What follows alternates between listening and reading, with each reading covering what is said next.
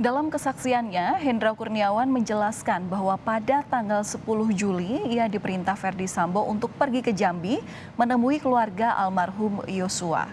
Sambo meminta Hendra untuk menjelaskan kepada pihak keluarga perihal kronologi tewasnya Yosua, pemakaman, dan permintaan mutasi dari adik Yosua.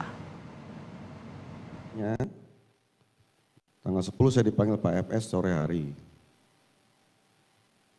Di situ saya diperintahkan untuk berangkat ke Jambi karena ada permintaan keluarga masalah menjelaskan secara kronologis.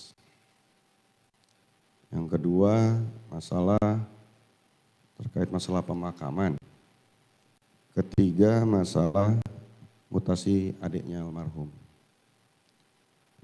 Pada saat itu juga saya melaporkan kalau bisa saya berangkatnya tidak ini, tapi ada dari propos, ada dari penyidik juga supaya menjelaskannya utuh.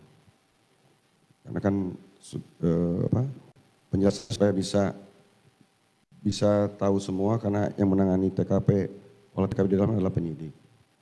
Sekaligus juga dilaporkan bahwa untuk cek dan amankan CCTV sudah dilaksanakan dan dikoordinasikan kepada penyidik. Dari situ saya menghubungi Agus supaya persiapan berangkat, termasuk Pak Santo, Pak Ijal Sumul berangkat.